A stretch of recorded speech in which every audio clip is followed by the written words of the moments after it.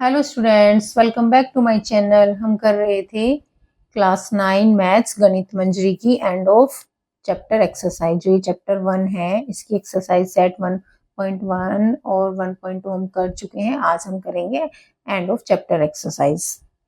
तो देखिए इसका फर्स्ट क्वेश्चन क्या है।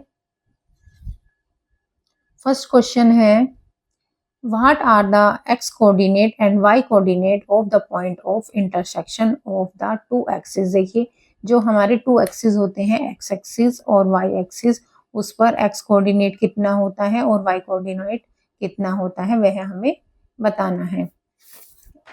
ये देखिए ये हमारा ग्राफ होता है। ग्राफ के ऊपर जो ये हम हॉरिजॉन्टल लाइन बनाते हैं इसको x एक्सिस बोलते हैं, और जो ये वर्टिकल लाइन बनाते हैं इसको हम y एक्सिस बोलते हैं। और जो ये पॉइंट होता है यहाँ पर इसको बोलते हैं ये O, और इसको 0 0 से डिनोट करते हैं क्योंकि यहाँ पर x एक्सिस भी 0 है और y एक्सिस भी 0 है। अब देखिए जब ये x एक्सिस है, x एक्सिस पर हम इधर की तरफ चलेंगे। अगर मान लिया हम यहाँ पर आ गए तो यहाँ y एक्सिस ऊपर तो हम चल नहीं रहे, तो यहाँ पर y एक्सिस 0 होता है, एक्स एक्सिस पर y एक्सिस 0 होता है। और देखिए अगर हम y एक्सिस पर ऐसे चलेंगे तो अगर हम यहीं पर हमारा कोई पॉइंट है तो यहाँ पर x एक्सिस 0 होता है।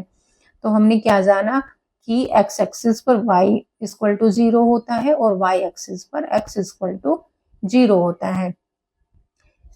तो अब हमें कोऑर्डिनेट्स बताने हैं यहाँ पर। देखिए where x axis and y axis intersect to each other that point is called origin। देखिए जहां पर भी x एक्सिस और y एक्सिस एक दूसरे को काटते हैं इस वाले पॉइंट पर, ये पॉइंट हमारा ओरिजिन कहलाता है।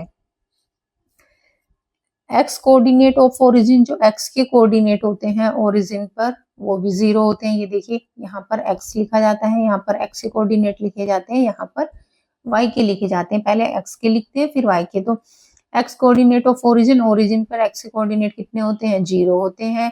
y coordinate of origin, origin पर y के कोऑर्डिनेट कितने होते हैं, 0 होते हैं।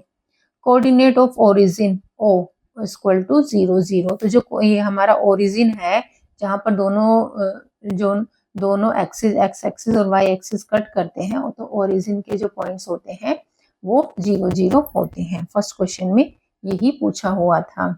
आई होप आपको समझ में आया होगा।